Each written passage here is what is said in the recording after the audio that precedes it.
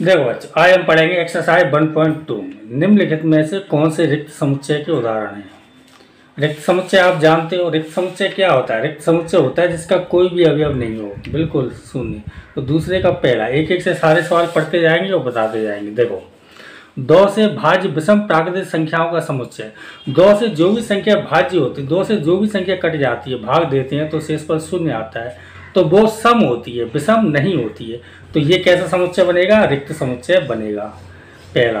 और दूसरा देखो, सम अभाज्य संख्याओं का समुच्चय। सम हो और अभाज्य हो, जो किसी भी संख्या से कटे नहीं, खुद के अलावा और खुद के एक के अलावा, और सम हो, तो ऐसा एक अवयव होता है। वो क्या होता है? 2। 2 क्या है कि सम होता है। 2 कैसा होता है? सम होता है और अभाज्य भी होता है। तो ये रिक्त समुच्चय नहीं है। तीसरा देखिए आप, तीसरे में क्या कह रहा है? एक्स सच दैट एक्स एक प्राकृतिक संख्या जो 5 से छोटी है, ये छोटे के निशान है, और साथ ही 7 से बड़ी हो। तो ऐसा संभव ही नहीं हो सकता। जो संख्या 5 से छोटी होगी वो 7 से बड़ी कैसे हो जाएगी? तो ये भी रिक्त समुच्चय में आ जाएगा। और चौथा सवाल देखिए, बाई सच दैट बाई किन्हीं भी 2 समांतर संख्याओं का उभयनिष्ठ बिंदु। उभयनिष्ठ बिंदु जो कटान बिंदु होता है उसको कहते हैं। देखो, समांतर रेखा आप जानते हो, समांतर रेखाओं के बीच की दूरी क्या है? समान रहती है, और वो क्या है? कभी नहीं मिलती। तो इसमें कोई उभयनिष्ठ बिंदु हो सकता है? दोनों रेखा में कोई भी नहीं हो सकता। तो इस चौथा सवाल है उभयनिष्ठ बिंदु वाला समांतर रेखाओं का, ये भी रिक्त समुच्चय होगा। बस, पहले के ये 4 है। अब देखिए दूसरा सवाल, निम्नलिखित में से कौन परिमित है, कौन अपरिमित है? तो परिमित और अपरिमित आप जानते हो। परिमित होते हैं जिनको काउंट किया जा सकता है, अपरिमित होते हैं जिनको काउंट नहीं किया जा सकता है।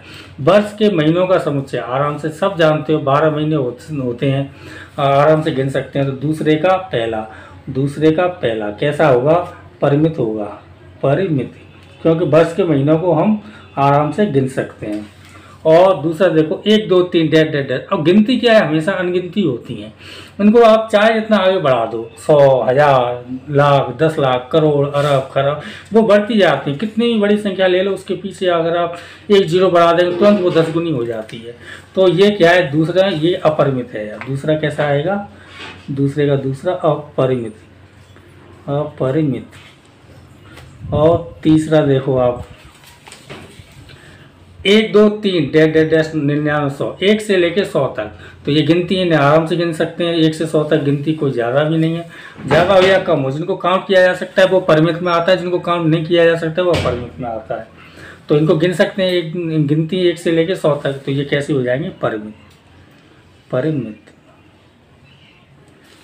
सवाल नंबर 4, दूसरे का चौथा, 100 से बड़े धन पूर्णांकों का समुच्चय। 100 से बड़े हों और धन पूर्णांक हों, उनका समुच्चय। तो 100 से बड़े, लाइट चलिए, देखो, 100 से बड़े धन पूर्णांकों का समुच्चय। 100 से बड़े धन पूर्णांक भी अनगिनत होते हैं। गिनती आप कहीं से भी शुरू कर लो, कहीं से भी, कितनी भी बड़ी से बड़ी संख्या, छोटी से छोटी संख्या आती चली जाती हैं, अनंत होती हैं। 100 से बड़े आप काउंट नहीं कर सकते, बहुत होते हैं। तो ये कैसी हो जाएंगे? अपरिमित, अपरिमित,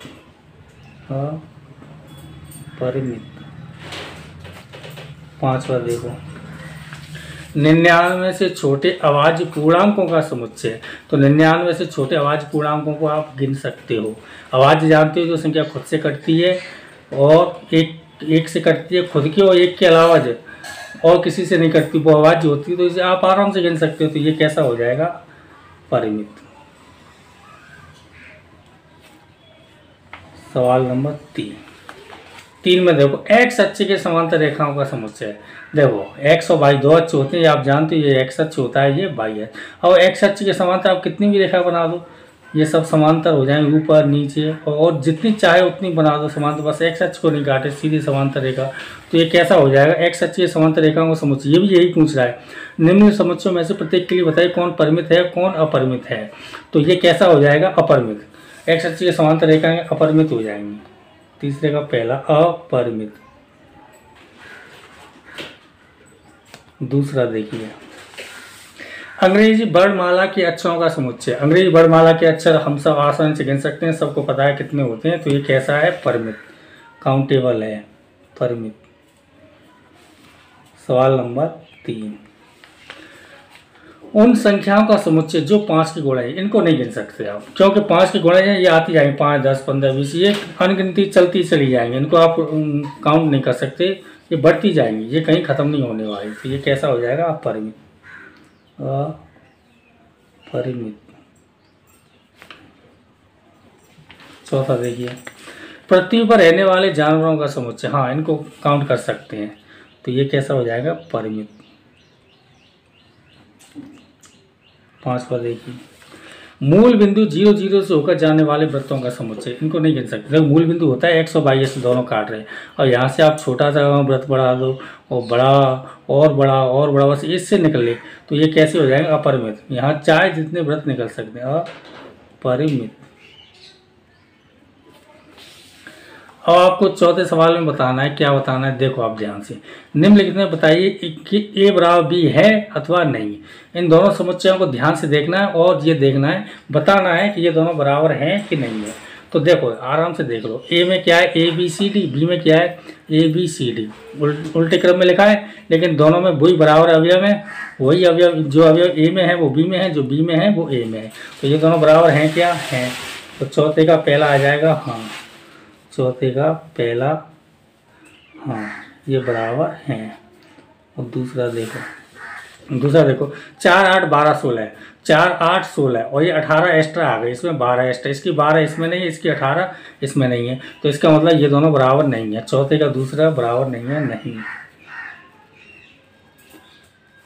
तीसरा देखो, 2, 4, 6, 8, 10, ए में क्या है? 2, 4, 6, 8, 10, और बी में क्या है? देखो बी को थोड़ा सा समझ लो, x सम पूर्णांक है और 10 के बराबर और 10 से छोटी, तो सम पूर्णांक है 10 के बराबर 10 से छोटी, यानी 2 से शुरू करेंगे, 2, 4, 6, 8 और 10, 10 के बराबर हो जाए बस, 10 से बड़ी नहीं हो, 10 के बराबर हो जाए या 10 से छोटी हो, 2, 4, 6, 8, 10, तो ये बन रहा है आपका बी समुच्चय। और ए समुच्चय जो आपको दिया है वो यही दिया है, 2, 4, 6, 8, 10, तो देखो दोनों बराबर हो गए क्या? 2, 4, 6, 8, 10, दोनों बराबर हो गए, तो ये समुच्चय बराबर हैं क्या? हैं, इसे लिख दो हाँ। तीसरा कैसा हो जाएगा? हाँ।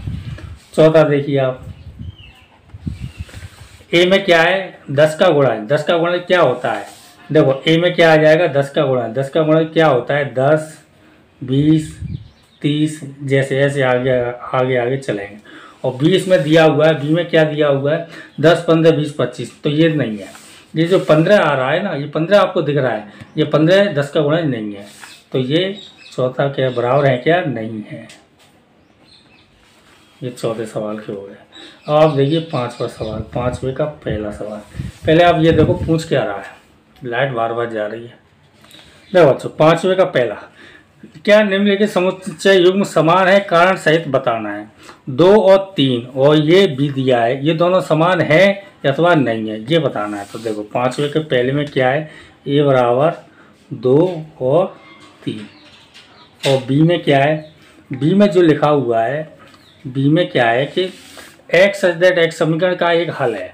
तो समीकरण क्या दिया हुआ है आपके सामने? एक्स वर्ग प्लस 5x प्लस 6 बराबर 0, प्लस के 5x प्लस 6 बराबर 0। इसको अगर आप गुणनखंड करोगे तो क्या हो जाएंगे? तो इसके गुणनखंड एक्स वर्ग plus 3x plus 2x plus 6 बराबर 0।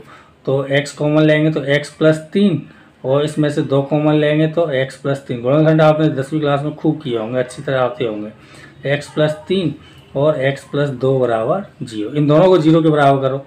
x प्लस 3 बराबर 0 और x प्लस 2 बराबर 0, तो x बराबर क्या आ जाएगा? -3, और x बराबर क्या आएगा? -2।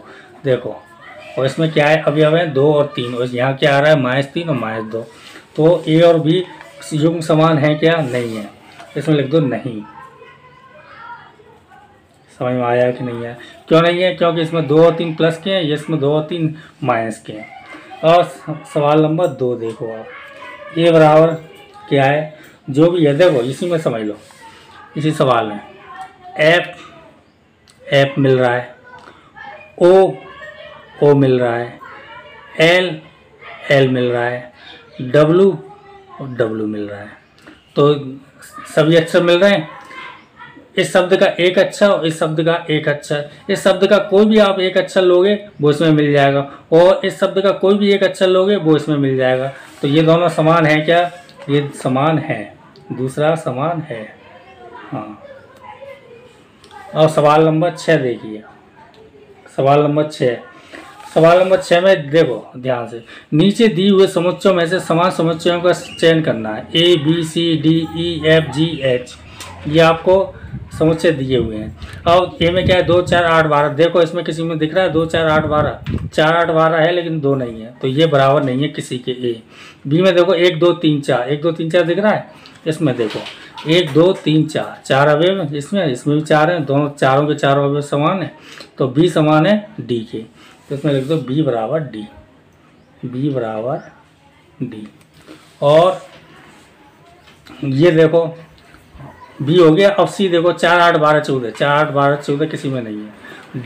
डी जो है बी के समान हो गया, छोड़ो इसको। ई को देखो -1 और +1, -1 और +1, ये हो गया। जी और ई ये दोनों बराबर हैं, तो ई और जी ये दोनों बराबर हैं। ठीक है बच्चों, 0,1 कहीं नहीं है, 0,1 कहीं नहीं है, तो बस ये दोनों समान है। ये आपकी प्रश्नावली कंप्लीट हो।